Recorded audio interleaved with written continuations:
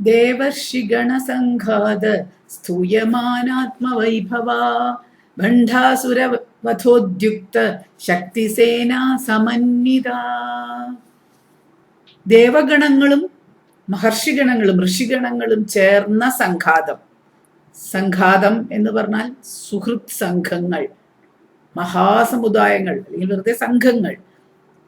ഏതൊരുവളുടെ ആത്മസ്വഭാവത്തെ, ഏതൊരുവളുടെ വൈഭവത്തെ അനാദികാലമായിട്ട് സ്തുതിച്ചു പാടുന്നുവോ, വേദപ്രോക്തമായ ആ പരബ്രഹ്മ ശക്തി സ്വരൂപിണി വിഭു, അല്ലെങ്കിൽ എങ്ങും നിറഞ്ഞ സർവവ്യാപി എന്നാണ് വിഭുവിന്റെ അർത്ഥം. വൈഭവം എന്ന് പറഞ്ഞാൽ സർവവ്യാപിത്വമാണ്. വിഭു എന്ന് പറഞ്ഞാൽ ആ സർവവ്യാപിത്വത്തോട് കൂടിയ ശക്തി. ശക്തി അല്ലെങ്കിൽ ഊർജശക്തിയുടെ സർവവ്യാപിത്വത്തെയാണ് ദേവന്മാരും ഋഷികളും ഉൾപ്പെട്ട ഗണങ്ങള്, ദേവഗണങ്ങളും ഋഷിഗണങ്ങളുമായിട്ട് സംഘങ്ങളായിട്ട് ചേർന്നിട്ട് അനാദികാലമായിട്ട് പാടുന്നത്. ആ അനാദികാലമായിട്ട് പാടുന്ന സംഘം കവികളുടെ തുടർച്ച മാത്രമാണ് ഈ മൂന്നാം സംഘകാലത്തെ സംഘം കവികള് എന്ന് നമ്മൾ മനസ്സിലാക്കേണ്ടിയിരിക്കുന്നു. ചരിത്രകാരന്മാര് പലപ്പോഴും വളരെ ഷോർട്ട് സൈറ്റഡ് ആണ്. സംഘകാലം എന്ന് പറഞ്ഞാൽ ചേരചോള പാണ്ഡ്യകാലത്തെ സംഘകാലം എന്ന് മാത്രമാണ് അവരെടുക്കുന്നത്. ഈ സംഘാതം എന്ന് പറയുന്ന സാധനം അപ്പോഴൊന്നും ഉണ്ടായതല്ല. ദേവഗണങ്ങളും ഋഷിഗണങ്ങളും ഉൾപ്പെട്ട സംഘങ്ങള്, ദേവർഷി സംഘങ്ങള്, സംഘാതങ്ങള് എത്രയോ കാലമായിട്ട് ഇവിടെ നിലനിൽക്കുന്നുണ്ട്. അതിന്റെ മൂന്നാം സംഘം എന്നാണ് തമിഴ് പുരാണങ്ങളിൽ പറഞ്ഞിട്ടുള്ളത്. അപ്പൊ മൂന്നാമത്തെ സംഘം പിരീഡ് എന്ന് പറയുന്നത് അപ്പൊ തുടങ്ങിയ ഒരു സാധനം അല്ല. അനാദികാലമായിട്ടുള്ള സംഘങ്ങളായിട്ട് പാടുന്ന, തുടർച്ചയായിട്ട് ട്രാൻസ്മിറ്റ് ചെയ്തുകൊണ്ടിരിക്കുന്ന വിദ്യയാണ് അവിടെ പറയുന്നത്. ഇതൊക്കെ സർവവ്യാപിക്ക് മാത്രമേ സർവത്തെയും സർവകാലത്തും സർവകാമ സാധ്യത്തിനായിട്ട് നിലനിർത്താനും മറ്റുള്ളവരെ സഹായിക്കാനും ഒക്കെ സാധിക്കുകയുള്ളൂ. ഗണസംഘാതം എന്ന് പറയുമ്പോൾ ഗണങ്ങളുടെ അഥവാ സമുദായങ്ങളുടെ സംഘം, അല്ലെങ്കിൽ കൂട്ടായ്മ, അല്ലെങ്കിൽ മഹാസമുദായം, അത് അല്ലെങ്കിൽ ഒരു ജനത എന്നർത്ഥം. സംഘങ്ങളുടെ ഗണങ്ങളുടെ ഒരു മഹാസമുദായം എന്ന് പറഞ്ഞ ഒരു ജനതയാണ്. അപ്പൊ സംഘകാലം എന്ന് പറഞ്ഞ ഒരു ജനതയുടെ കാലം എന്നാണ് അർത്ഥം. ഗണങ്ങളായിട്ടും അവയുടെ മൂപ്പൻ ആണ് അപ്പൊ ഗണപതി, ഗണങ്ങളുടെ മൂപ്പൻ. ട്രൈബലുകൾ മൂപ്പൻ എന്നാണ് പറയുക. ഗണങ്ങളുടെ പതി, ഗണങ്ങളുടെ തലവൻ എന്നാണ് ഗണപതി, മൂപ്പൻ. ഇപ്രകാരം അനേകം ജനഗണങ്ങളാലും അവരുടെ മൂപ്പന്മാരായ ഗണപതിമാരാലും അപ്രകാരമുള്ള അനേക ഗണസമുദായങ്ങളാലും വിധം വിധമായി താന്താങ്ങളുടെ ഭാവന പ്രതിഭകൾക്ക് അനുസൃതമായി പാടി സ്തുതിക്കപ്പെട്ട് ആരാധിക്കപ്പെട്ടവൾ, അനാദികാലമായിട്ട് ആരാധിക്കപ്പെട്ടവൾ. ചിലപ്പോൾ ചില സംഘാതങ്ങളെ ദേവി സമൂലം നശിപ്പിക്കാറുണ്ട്. അവിടെ അടുത്ത നാമത്തിൽ നമ്മൾ ഭണ്ഡാസുരൻ മുതലായ അസുരഗണങ്ങളെ അവരുടെ മൂപ്പനോടൊപ്പം നശിപ്പിച്ച കഥയാണ് അടുത്ത നാമത്തിൽ പറയാൻ പോണത്. ചിലപ്പോ നാശം സംഭവിപ്പിക്കാറുണ്ട്.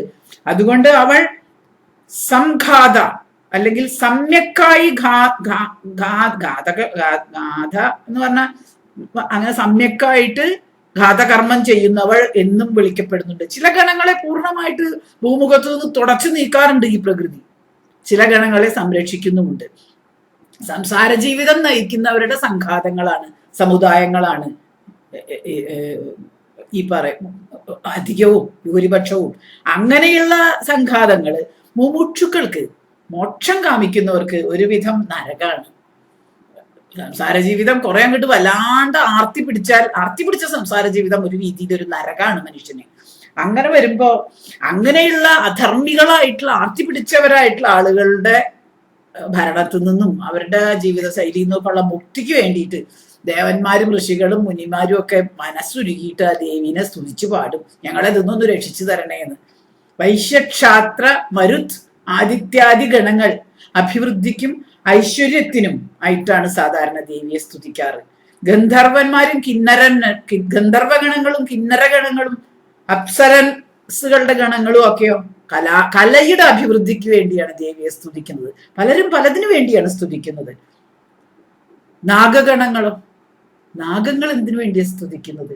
ശില്പം, കാരുക്കളാണ് നാഗങ്ങൾ. ശില്പം, ഗതി, വാഹനങ്ങൾ, ഗതിശീലം അവരുടേതാണ്. വാഹനങ്ങൾ, ഗതി ചെയ്യാനുള്ള വാഹനങ്ങള്, കച്ചവടത്തിന് വേണ്ടി പോകുമ്പോഴോ അല്ലെങ്കിൽ ശില്പങ്ങൾ ഉണ്ടാക്കാന്, ഈ വാസ്തുവിദ്യ ഒക്കെ നാഗങ്ങളുടെയാണ്. അങ്ങനെയുള്ള കാര്യങ്ങൾക്കൊക്കെ വേണ്ടിയിട്ട് ഉള്ള എല്ലാ ആയുധങ്ങൾ പൂജകളും വാഹന പൂജയും ഒക്കെ ചെയ്യുന്നവർ നാഗഗണങ്ങളാണ്.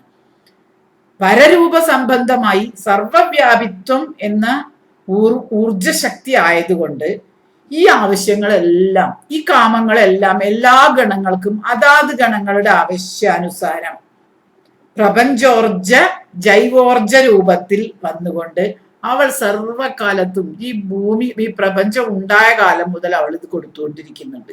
അന്ന് മുതൽ ആ സംഘാതം എന്നുള്ളതിന് തമിഴിൽ എന്താ പറയാ, ചങ്ങാത്തം. ആ ചങ്ങാത്തം നടന്നുകൊണ്ടിരിക്കുന്നുണ്ട്.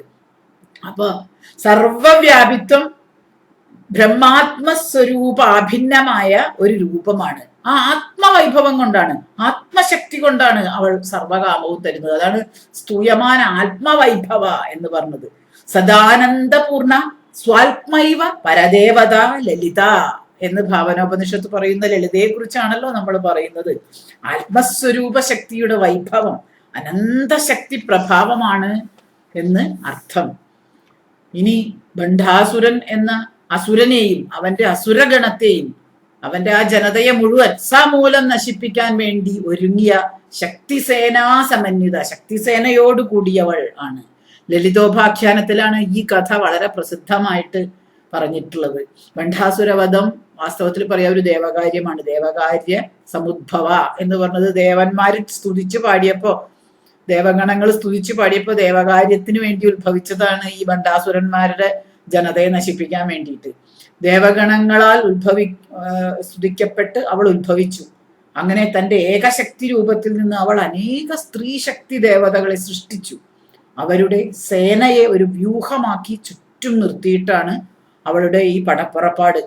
ഭണ്ഡാസുരൻ എന്ന് പറയുന്നത് ആണവമലം ആണ്. ആണവം എന്ന് പറഞ്ഞാൽ അറിയാലോ, അഹങ്കാരമാ, ആണവമലമാണ്. അതിനെ തുടച്ചു നീക്കാനുള്ള സാമർഥ്യമുള്ള ഒരു യോദ്ധാവാണ് ഇവിടെ ശക്തി. കാമൻ ദഹിച്ച ചാമ്പലെടുത്ത് ഗണേശ്വരൻ ഒരു പുരുഷ വിഗ്രഹം ആ ചാമ്പലിൽ നിന്ന് ഉണ്ടാക്കി അതിന് ജീവൻ കൊടുത്തു. ആ പുരുഷൻ കുറെ കാലം തപസ് ചെയ്ത് ഒരുപാട് സിദ്ധികൾ നേടി. ഇത് കണ്ട് ബ്രഹ്മാവ് ഭണ്ട് ഭണ്ട് ഭണ്ട് ഭണ്ട് എന്ന് പറഞ്ഞാൽ നല്ലത് നല്ലത് എന്നാണ് അത്ര അർത്ഥം. അങ്ങനെ ഭണ്ട് ഭണ്ട് എന്ന് ഉച്ചരിച്ചത് കൊണ്ട് അവന് ഭണ്ഡാസുരൻ എന്നൊരു പേരും കിട്ടി. ചാമ്പലിൽ നിന്ന് രുദ്രന്റെ കോപാഗ്നിയോട് ചേർന്ന് ജനിച്ചത് കൊണ്ട് അവന് ഒരു ക്രൂരമായ ഒരു അസുര സ്വഭാവമുള്ള ഒരാളായി തീർന്നു. അവൻ, ആ ഭണ്ഡാസുരൻ, നല്ലവരായ എല്ലാ മനുഷ്യരെയും ഋഷിമാരെയും ദേവഗണങ്ങളെയും ഒക്കെ ഉപദ്രവിക്കാൻ തുടങ്ങി. ആളുകളെ ഉപദ്രവിക്കുക, വേറെ പണിയൊന്നുമില്ല. ഇന്ദ്രിയ സുഖങ്ങൾ മാത്രമാണ് നല്ലത് എന്ന് വിചാരിച്ച് അജ്ഞാനത്തിന്റെ പടുകുഴിയിൽ ആണ് ഭണ്ഡാസുരൻ ജീവിച്ചത്. അസുഷുരമതേ എന്നാണ് അസുര എന്ന വാക്കിനർത്ഥം. അസുരനാണ്, അജ്ഞാനത്തിൽ രമിച്ചവനാണ്. അതുകൊണ്ട് അവൻ ആത്മസ്വരൂപ പ്രകാശം അറിഞ്ഞതേയില്ല. അവന് അജ്ഞാനബന്ധനം വിടുവിക്കാൻ സാധിച്ചുമില്ല. അതിന്റെ അറിഞ്ഞാലല്ലേ അതിനെ വിടുവിക്കാൻ പറ്റുള്ളൂ. അജ്ഞതയാൽ ജീവനിൽ മറഞ്ഞിരുന്ന അവന്റെ ആത്മശക്തി ആത്മസാധന എന്ന ശ്രമം കൊണ്ടല്ലാതെ വെളിപ്പെടുകയില്ല, പ്രകാശിക്കുകയില്ല. അതിന് ഭണ്ഡാസുരന് സ്വയം സാധിക്കാതെ വരികയാൽ ദേവർഷിഗണങ്ങൾ അതിനായിട്ട് യത്നം ചെയ്ത് ആ യത്നഫലമായിട്ട് മഹത്തായ ഒരു വിദ്യാശക്തിയെ, ജ്ഞാനശക്തിയെ ശക്തിസേനാ സമന്വിതയായി സൃഷ്ടിച്ചു. വാസ്തവത്തില് അവനെ സഹായിക്കാനാണ് ദേവന്മാർ അതുണ്ടാക്കിയത്. അവനെ വിവരമൊന്നും അറിയിപ്പിച്ചു കൊടുക്കണമെങ്കിൽ ഇതേ നിർത്തിയുള്ളൂ. സ്വയം അവൻ ആ ബന്ധനത്തിൽ നിന്ന് വിട്ടുപോരില്ല. അവനെ ബന്ധനത്തിൽ നിന്ന് വിടിയിപ്പിക്കാൻ ഈ ശക്തിക്ക് സാധിക്കും, ജ്ഞാനശക്തിക്ക്. ഗൗഡപാദ സൂത്രം 16ാമത്തെ സൂത്രം, ബണ്ഡാസുര ഹനനാർത്ഥം ഏക ഏവ അനേക എന്ന് ഈ ശക്തിവ്യൂഹ സൃഷ്ടിയെ കുറിച്ച് പരാമർശിച്ചിട്ടുണ്ട്. ദേവിയുടെ ചതുരംഗപ്പടയിൽ ആദ്യം പറയാൻ പോകുന്നത് ആനപ്പടയാണ്. അതാണ് നാമം 66 അതാണ് ഇനി പറയാൻ പോകുന്നത്. സമ്പത്കരി സമാരൂഢ സിന്ധുരവ്രജ സേവിത അശ്വാരൂഢാധിഷ്ഠിതാശ്വ കോടി കോടി പിരാവൃത. സമ്പത്കരി എന്ന് നാമമുള്ള ഒരു ഗണദേവത, അവളൊരു സൈന്യാധിപയാണെന്ന് ആദ്യത്തെ ഇതിൽ പറഞ്ഞു നമ്മള്. ആ ഗണദേവതയായ സൈന്യാധിപയുടെ ആജ്ഞാനുവർത്തികളാണ് ഗജസേനയായിട്ട് ദേവിയെ അനുഗമിച്ചു കൊണ്ടിരുന്നത്. സമ്പത്കരി ഗജങ്ങളുടെ സേനയെ ഭരിക്കുന്ന സൈന്യാധിപയാണ്. ഗജസേന എന്നതിനാണ് സിന്ധുരവ്രജ എന്ന പദം ഉപയോഗിച്ചിരിക്കുന്നത്. സിന്ധുസാഗര ദ്വീപമായ ഭാരതഭൂമിയിലെ വ്രജഭൂമി, സിന്ധുസാഗര ദ്വീപായ വ്രജഭൂമിയാണ് ഭാരതം. ഈ ഭൂമിയിൽ ഏറ്റവും അധികം ആനപ്പടയുള്ളത്, ഗജങ്ങൾ ഏറ്റവും അധികം ഉള്ളത്, സമ്പത്തും കൂടുതലുള്ളത്, സമ്പത്കരിയുമായത്, കൂടുതൽ ആനപ്പടയും കൂടുതൽ സമ്പത്തുമുള്ള സ്ഥലം കേൾവി കേട്ടത് എവിടെയാണ്? കേരള കർണാടക ദേശങ്ങൾ ഉൾപ്പെട്ട പടിഞ്ഞാറൻ തീരമാണ്. അതായത് സഹ്യാദ്രി, മലയാചലം മുതലായ പ്രദേശങ്ങളാണ് ഈ ആനകൾക്ക് പേര് കേട്ട സ്ഥലങ്ങൾ. അപ്പൊ സമ്പത്കരി എന്ന ഐശ്വര്യ ദേവതയ്ക്ക് കുബേരനെയും ഇന്ദ്രനെയും പോലെ ആനയാണ് വാഹനം. സമ്പത്കരിയുടെ വാഹനത്തിന് പേര്, അവള് സമ്പത്കരി ഇരിക്കണ ആനയുടെ പേര് രണകോലാഹലം എന്നാണത്രേ.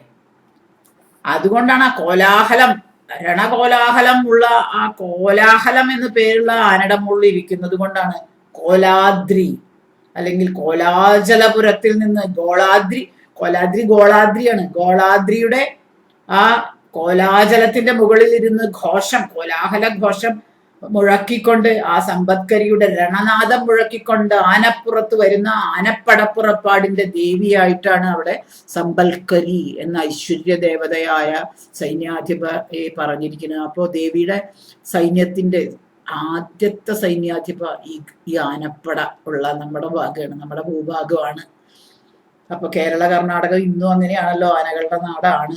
സമ്പൽക്കരിയുടെ ഉത്ഭവം ദേവിയുടെ ഏത് ഭാഗത്തു നിന്ന്? അങ്കുശത്തു നിന്നാണ്. നമ്മൾ ആദ്യം പറഞ്ഞ അങ്കുശത്തിനെ പറ്റി പറഞ്ഞില്ലേ, ആ അങ്കുശം കൊണ്ടാണ് അവൾ ആനപ്പടയെ നിയന്ത്രിക്കുന്നതും. മതംഗജ എന്നാൽ 4 അർത്ഥമുണ്ട് മതംഗത്തിന്.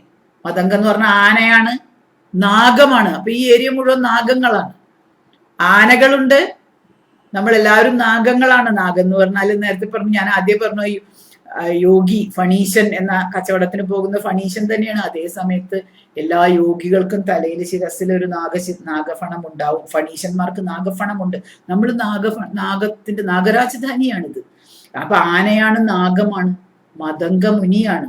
മതംഗമുനിയുടെ ആ സ്ഥാനം എവിടെയെന്ന് അറിയാമല്ലോ, അത് ശബരിമലയിൽ ആണ് തപസ്സിരുന്നു മതംഗൻ.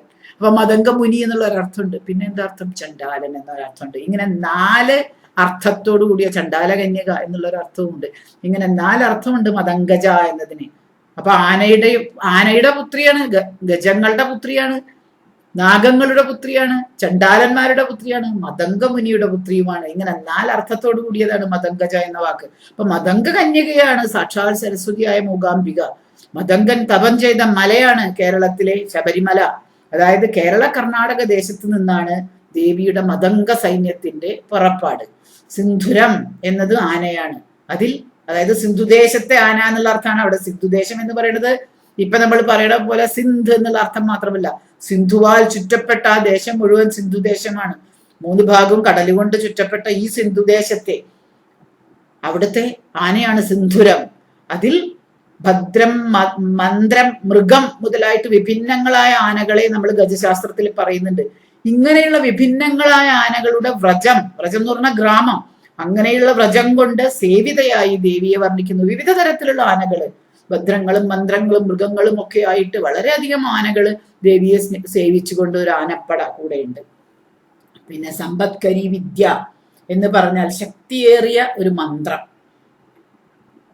അതിനെക്കുറിച്ച് സ്വതന്ത്ര തന്ത്രം എന്നുള്ള തന്ത്രത്തിൽ പറഞ്ഞിട്ടുണ്ട്. ഇതിന് 3 ബീജാക്ഷരാണുള്ളത്. സമ്പത്കരി മന്ത്രത്തിന് 3 ബീജാക്ഷരാണുള്ളത്.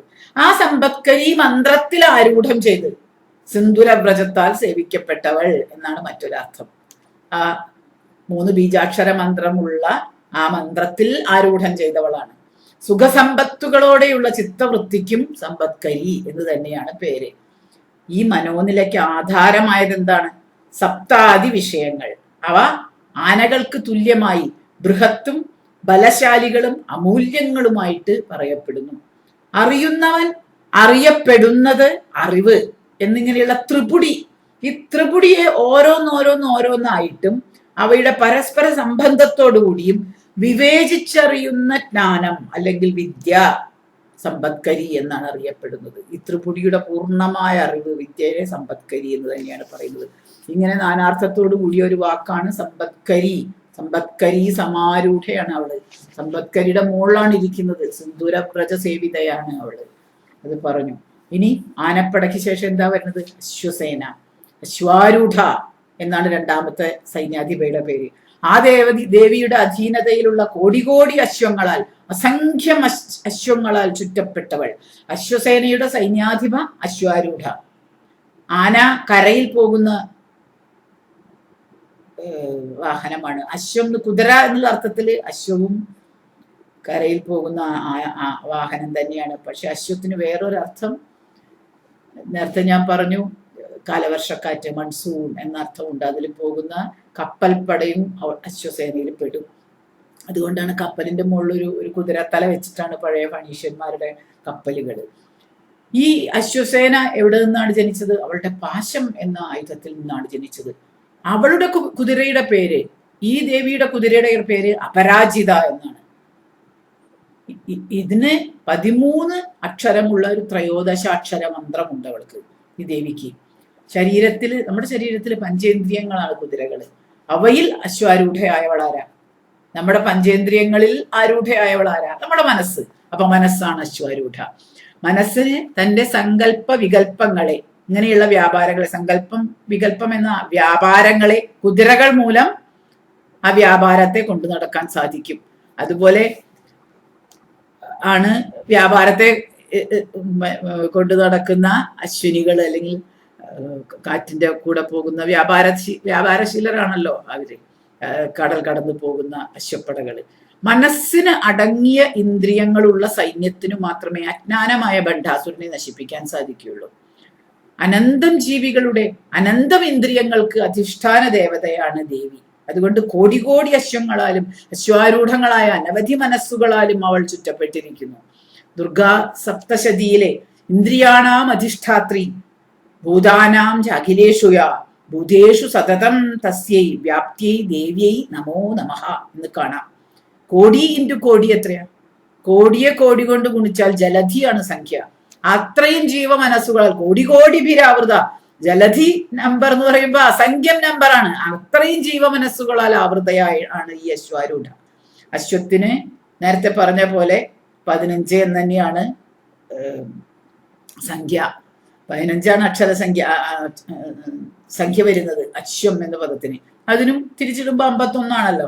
ഇത്തരം കോടി ഗുണിതങ്ങളായ തിഥിനിത്യകളാലും വർണ്ണാക്ഷരങ്ങളാലും അവയുടെ പരിവാര ദേവതകളാലും ആവൃതയായവൾ ശ്രീവിദ്യ എന്നർത്ഥം. ജലധി എന്ന് പറഞ്ഞ വേറൊരർത്ഥം സമുദ്രമാണല്ലോ. കോടി ഇൻറ്റു കോടി ജലധിയാണ് സംഖ്യമാണെന്ന് പറഞ്ഞു. അതിന്റെ അർത്ഥം ജലധിക്ക് വേറൊരു പേര് സമുദ്രം എന്നാണ് ഒരു പര്യായം.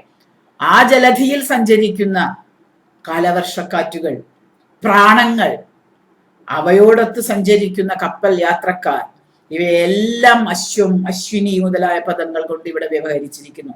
സമുദ്രങ്ങളായും കാലവർഷക്കാറ്റുകളായും അവളുടെ ചുറ്റും ഇവരെല്ലാം ചുറ്റിയിരിക്കുകയാണ്. ഈ ദേവിയുടെ ചുറ്റും സമുദ്രങ്ങളും കാലവർഷക്കാറ്റുകളും ഒക്കെ അശ്വാരൂഢരായിട്ട് ഇങ്ങനെ ചുറ്റി റോന്ത് ചുറ്റി അവളെ സംരക്ഷിച്ചുകൊണ്ടും അവളുടെ ക്രയവിക്രയങ്ങൾ നടത്തിക്കൊണ്ടും അവളെ സേവിച്ചുകൊണ്ടും ഇരിക്കുന്നവൾ. അങ്ങനെയുള്ള ഭൂമി എന്നാണ് അശ്വാരൂഢാധിഷ്ഠിരാശു കോടി വിരാവൃത മരുദ്ഗണങ്ങളാൽ ചുറ്റപ്പെട്ട സാക്ഷാൽ പരാശക്തിയായ ഈ ദേവി പ്രകൃതി.